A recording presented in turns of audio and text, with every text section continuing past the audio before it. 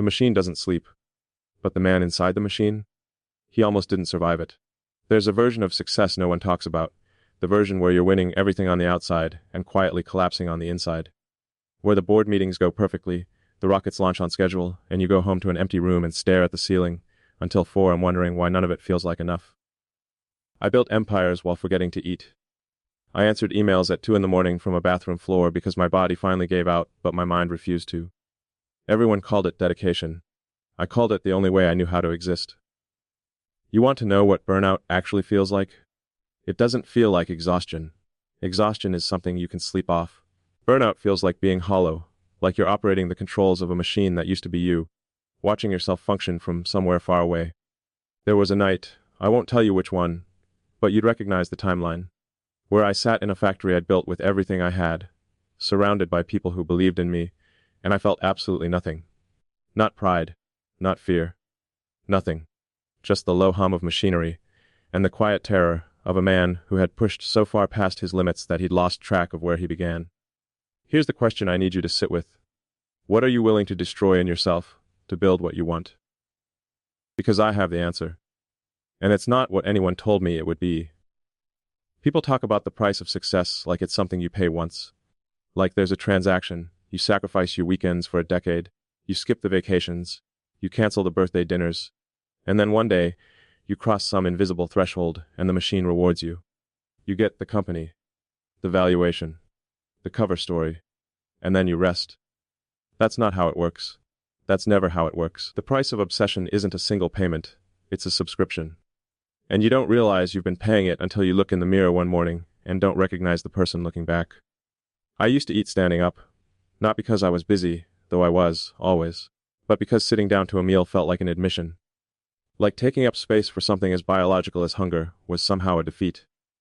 I had trained myself to treat my body like infrastructure. Maintenance only. Feed it enough to keep the system running. Nothing more. What no one tells you about building at that scale, at that speed, is that you don't just lose sleep. You lose yourself in increments so small, you don't notice each one leaving. The first thing to go is spontaneity. You stop wandering. Every moment becomes purposeful, scheduled, optimized. Then you lose the ability to enjoy stillness, because stillness starts to feel like falling behind. Then you lose presence. You're in the room, but your mind is 3 problems ahead, always, perpetually solving something that isn't happening yet. And then one day you realize you've built something extraordinary, and you can't feel a single piece of it. Here's the uncomfortable truth I had to confront. The obsession wasn't just work ethic. It was armor. Every hour I filled with productivity was an hour I didn't have to spend with the parts of myself I wasn't ready to face. The loneliness. The doubt. The question underneath all the questions. Am I doing this because I believe in it? Or because I don't know who I am without it? That question followed me into every boardroom. Every late-night engineering review. Every moment of silence in a car being driven somewhere I needed to be next. Think about this. Have you ever achieved something you wanted, really wanted, and felt less relief than you expected? That flicker of "is this it?" that passes through you before the celebration starts? That's not ingratitude.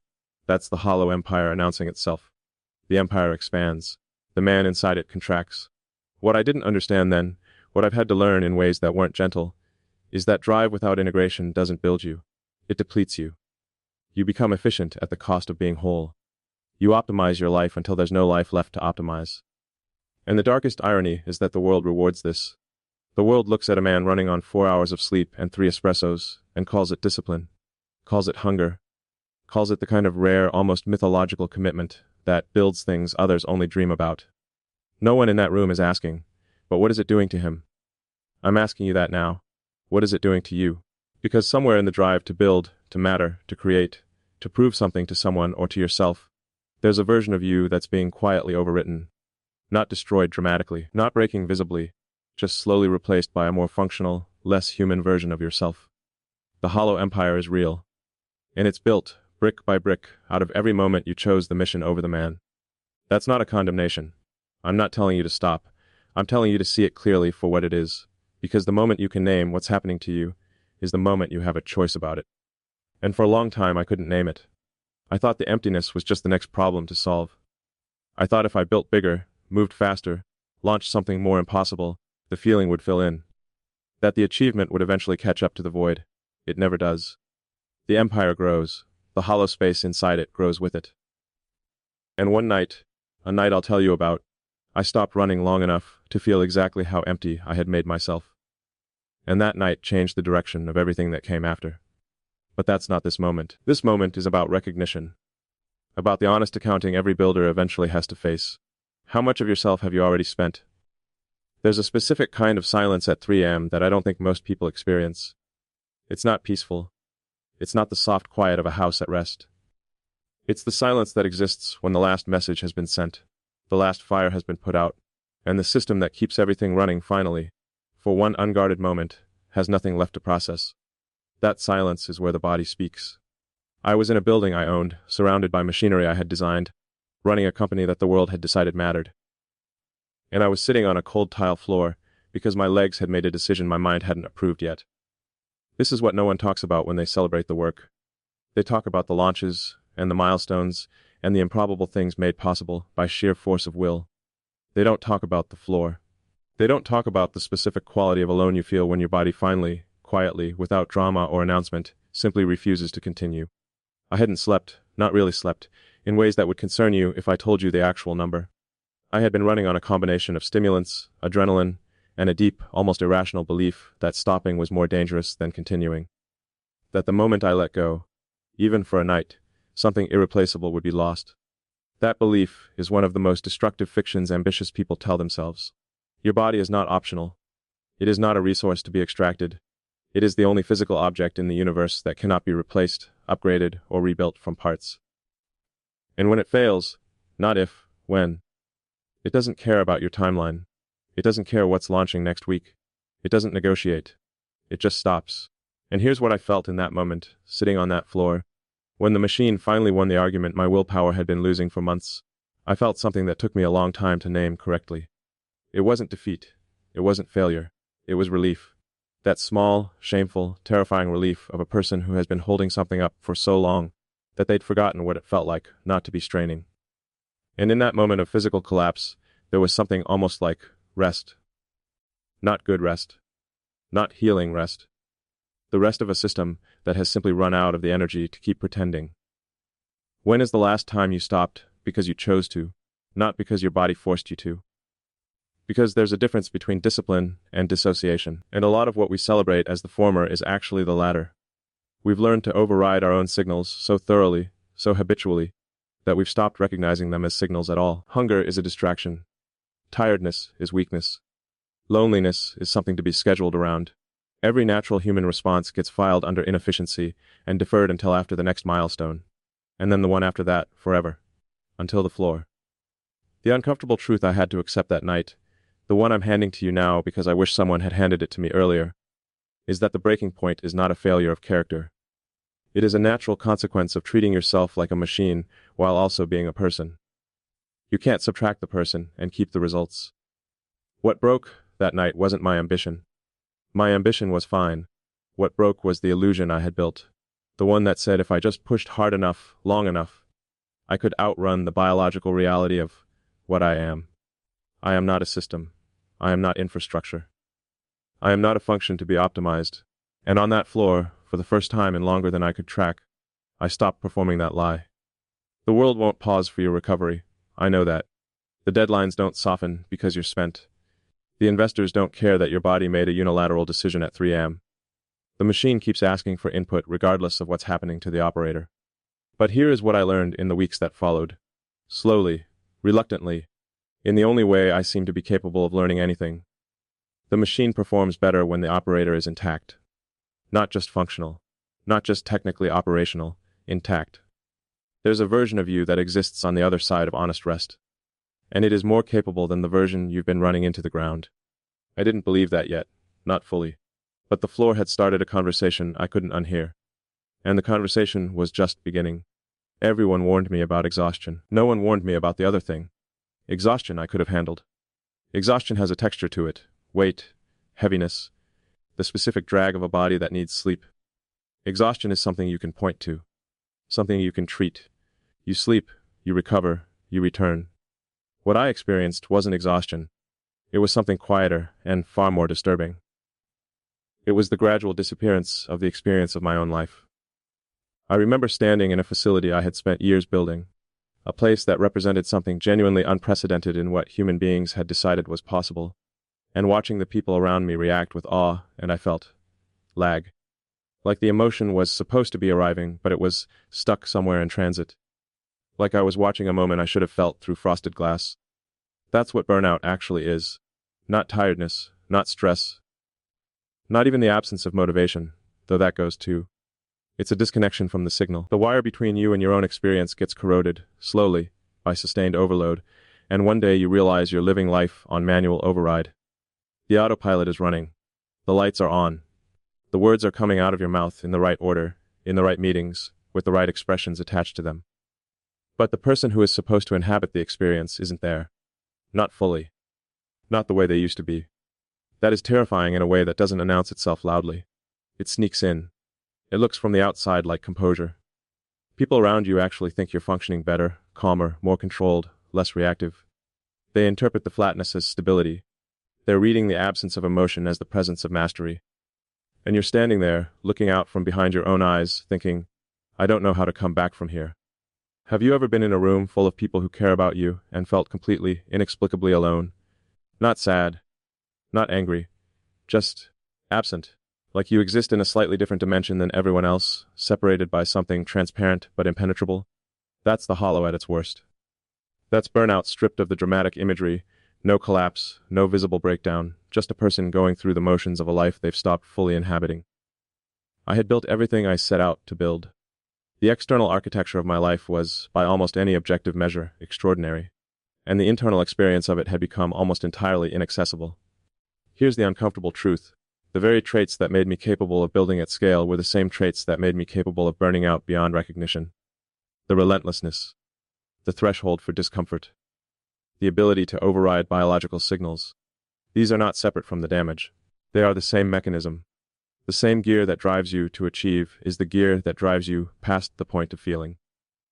And the world doesn't have a cultural script for this. We have language for exhaustion. We have language for stress, for overwork, for needing a vacation. We don't have language, real, honest, respected language, for the experience of a person who has operated at such sustained intensity that the richness of human experience has gone gray. We don't name that, so people going through it have no framework to recognize it in themselves. They just know something is wrong, and they've learned to push through wrong things, so they push through this too, until there's nothing left to push with. What I had to learn, and it was not a pleasant education, is that recovery from this kind of depletion is not a weekend. It is not a vacation. It is not 2 weeks in a place with no Wi-Fi, as much as that narrative appeals to people who want a clean story. It is a long, unglamorous, often frustrating process of relearning how to be present in your own life, of rebuilding the capacity to feel things as they happen, instead of processing them later from a distance. And you don't get to skip it. That's the part no one wants to hear. You don't get to optimize your way through it. You don't get to run it like a project with milestones and a ship date. You just have to come back. Slowly. On terms your nervous system sets. Not yours.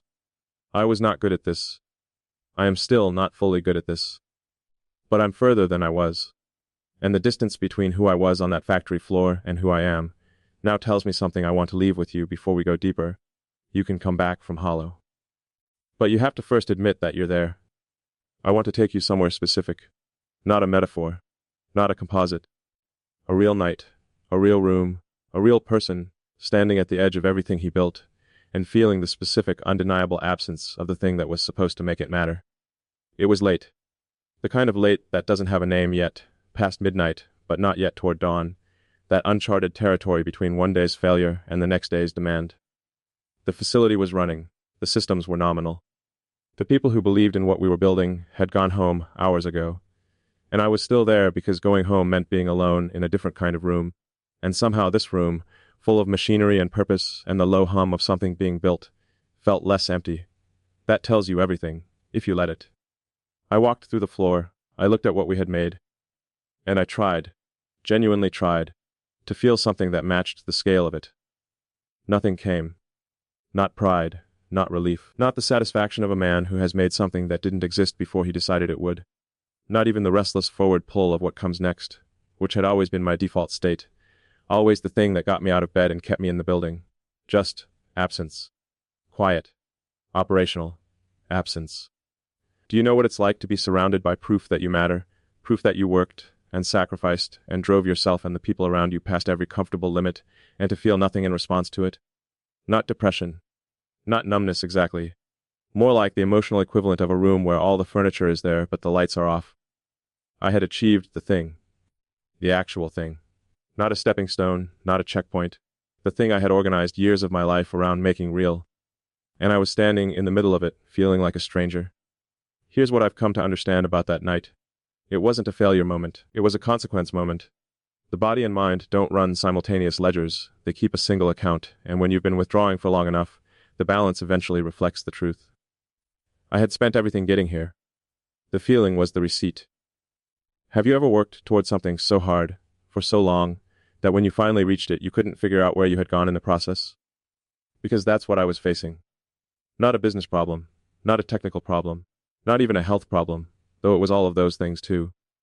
I was facing the specific, unspeakable crisis of a person who had built his entire identity around forward movement and had finally arrived somewhere, and discovered that arrival requires a self to arrive. I didn't have one. Not intact. Not whole. The man who stood on that floor that night was a highly functional collection of competencies, with very little person left underneath them. The warmth had been replaced with precision. The wonder had been replaced with analysis. The ability to be moved by something, by beauty, by connection, by the simple fact of being alive in a body at the end of a day, had been slowly, quietly, with the best possible intentions, engineered out. And the hardest part of that night wasn't standing there feeling nothing. The hardest part was understanding, for the first time with total clarity, that I had done this to myself. Not the work, not the pressure, not the investors or the deadlines or the scale of what I had taken on. Me. My choices. My inability to stop. My refusal to name what was happening until it had gone on long enough that stopping felt like its own kind of disaster. That night, I made a decision. Not a dramatic one. I didn't walk out. I didn't announce anything. I didn't have the kind of moment you'd write into a screenplay. I just stood there in the quiet and let the absence be real, instead of solving around it. For maybe the first time in years, I didn't try to fix it. I just felt it. Or tried to. Even that was hard. But something shifted. Not toward better. Not yet. But toward honest. And honest, I've come to believe, is where everything that actually matters begins. The hardest thing I've ever built wasn't a company or a rocket or a platform. It was the willingness to stand still long enough to see what the building had cost me. And I'm still paying attention to the answer. I'm going to tell you something that took me longer to learn than anything else in my life. Recovery is not a reward for suffering enough. It's not something you earn by burning bright enough for long enough. It's not on the other side of the next launch, or the next milestone, or the next version of yourself that you're building, while you neglect this one. Recovery is a practice, and it begins, always, only, with telling the truth. Not the public truth, not the narrative you give to journalists or board members, or the version of events that positions your darkest moments as character-building chapters in a success story. I mean the private, unglamorous, slightly embarrassing truth that you tell yourself in the dark when no one is measuring you. The truth for me was this. I had confused endurance with strength. I had mistaken the ability to keep going for the wisdom of knowing when to stop. I had built a system of belief around the idea that my value, to my companies, to my mission, to the future I was trying to pull forward, was proportional to how much of myself I was willing to sacrifice for it. That belief nearly destroyed me. And I held it like a virtue. Here's the question I asked you at the beginning that I want to return to now. What are you willing to destroy in yourself to build what you want? When I first started living that question, I thought the answer was everything, all of it, whatever it takes. I thought that was what greatness asked. I thought the people who had built the things I wanted to build had simply been willing to pay a price I hadn't been willing to pay yet. And so I paid it. I paid and paid and paid, with sleep and health and relationships and the quiet pleasures of an ordinary human life. And I thought I was purchasing something permanent. What I was actually purchasing was a version of myself that could no longer feel the cost. The answer, the real answer, the one that comes after the floor and the factory night, and the long, uncomfortable education in what happens to a person who runs too hot for too long is different. What you're willing to destroy in yourself to build what you want is whatever isn't essential, not your body, not your capacity for connection, not your ability to be present in your own life, not the parts of you that make you a person rather than a function. The waste, the performance, the image you maintain for people who are watching, the need to appear invulnerable, the compulsive forward motion that you've mistaken for purpose but is actually fear. Fear that if you stop, you'll discover there's nothing underneath the momentum. Those you can destroy. Those are what the work is actually asking for. Sustainable greatness, the kind that builds things that last, the kind that doesn't hollow the builder in the process, requires you to be intact. Not comfortable, not protected from difficulty, not operating at half capacity. Intact. Whole. Present enough to make good decisions, feel the consequences of bad ones, and maintain the self-awareness that keeps a person from becoming a machine. This is not soft advice. This is engineering. A system that runs without recovery cycles degrades. A person is a system. This is not a metaphor. Let me ask you one final question before we close. Not what you want to build. Not how hard you're willing to work. But this, who do you want to be when you've built it? Because the version of you that exists on the other side of your ambition is being constructed right now. Every choice you make about how to treat yourself in the process is a brick in that person.